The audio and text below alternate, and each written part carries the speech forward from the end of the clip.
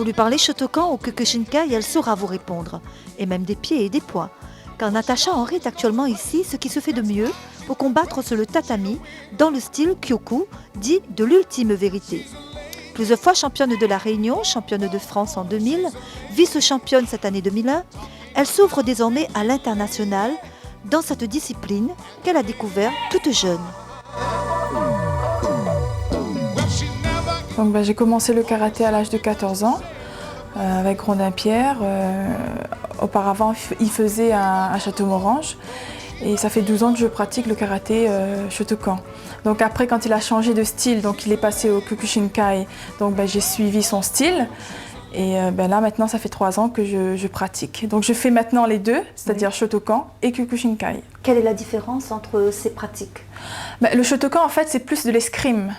Je veux dire, c'est la touchette, on touche et puis c'est juste toucher. Tandis que le Kyokushin, c'est plus contact, au KO. Et c'est plus dur aussi, il faut savoir encaisser, quoi. C'est le mot, il faut savoir encaisser. C'est au KO? Ah oui, c'est au KO. Je veux dire, dans les compétitions, en fait, pour pouvoir avoir le point, il faut mettre l'adversaire KO par terre. Et je veux dire, tant que la personne n'est pas par terre, on continue le combat jusqu'à l'épreuve de balance pour déterminer le gagnant ou la gagnante. Mais le sport, enfin la décision se fait au KO. Alors comment on fait pour mettre un adversaire KO? Avoir la puissance. En fait, c'est des techniques, non, c'est des techniques bien précises. Donc soit des mawashi gedan au niveau du tibia, ou sinon des mawashi jodan à la tête. Je veux dire, pour mettre KO la personne, ou sinon au plexus, je veux dire, des endroits vraiment très comment dirais-je, très sensible. Mais sinon, c'est très dur de mettre quelqu'un au KO. Mais je veux dire, par des techniques, on y arrive, hein. Oui. Mais je veux dire, c'est pas évident, quoi. Il faut travailler et surtout, il faut avoir beaucoup de puissance. Moi, c'est beaucoup les low kicks. Moi, c'est plus les techniques de jambes que de poings. Mais c'est alterné, mais je suis beaucoup plus puissante en jambes qu'en poings. Et un combat peut durer combien de temps? Tout dépend. S'il y a égalité, il y a prolongation. Donc, généralement, c'est 2 minutes pour les filles. Moi, au championnat de France, j'ai fait 3 fois 2 minutes. Est-ce qu'il y a des règles à respecter? Oui, en fait, on n'a pas droit point-visage. C'est-à-dire toutes les techniques, que ce soit jambes ou poing, on peut faire au niveau du corps. Et point-visage, c'est interdit. D'accord. Point visage, c'est interdit. Mais par contre, le pied, on peut faire un mawashi jodan au visage. Il n'y a pas de problème.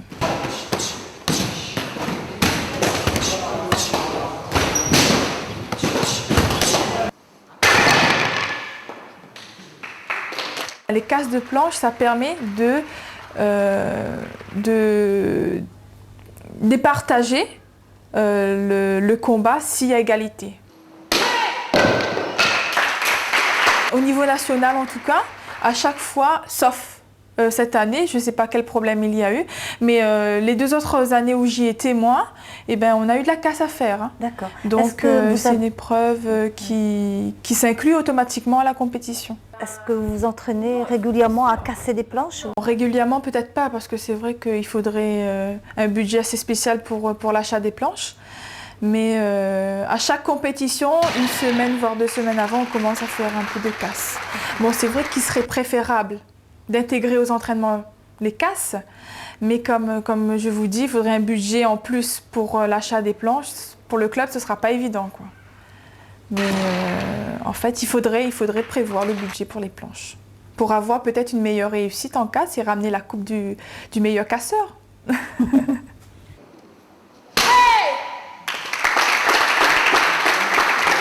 Est-ce que ça vous arrive souvent justement de vous déplacer hors du département? Oui, là pour le championnat de France au mois de février, et là bientôt j'aurai le championnat d'Europe et le championnat du monde qui va se faire à Hongrie et à Osaka au Japon. Les objectifs pour les prochains championnats, je dirais aller sortir dans les 4 premières. Dans les 4 premières, mais il faudra bosser. Est-ce qu'il y a des combattantes que vous appréhendez particulièrement? Oh non, pas du tout. Au contraire, j'ai eu même des félicitations cette année parce que bon, c'est vrai que quelque part au niveau de l'arbitrage, on va dire, ils ont arrangé ça à leur manière, quoi, pour faire gagner la métropolitaine.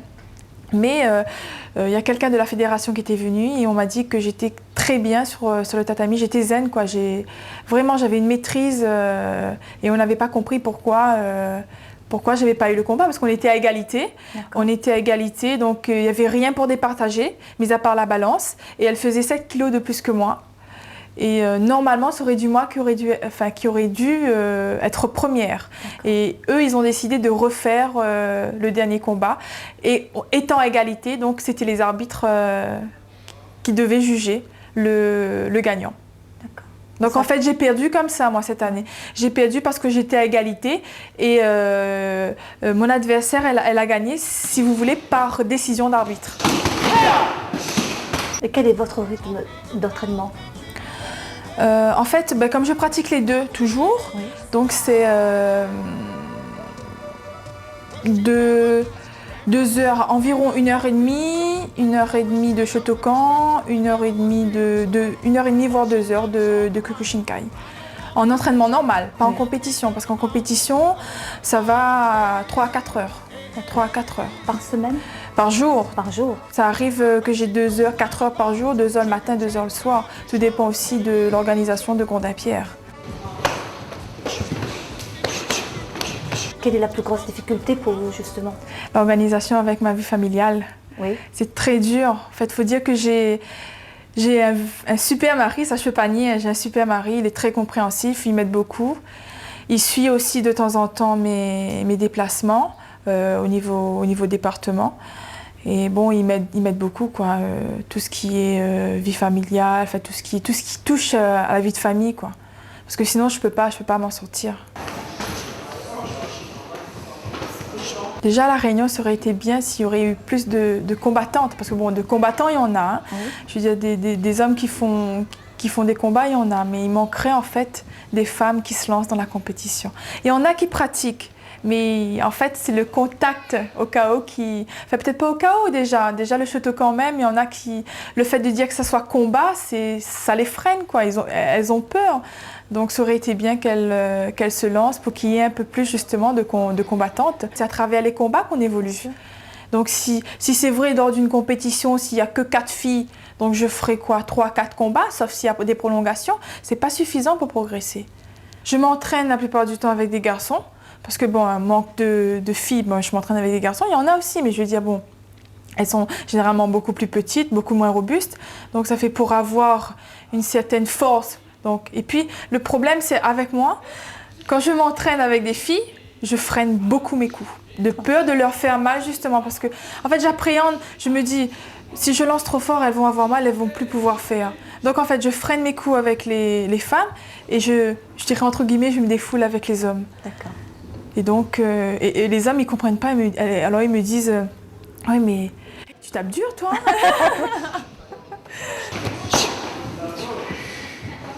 Qu'est-ce que ça vous apporte? Qu'est-ce que ça m'apporte? Bon, déjà, avant tout, c'est un sport d'entretien.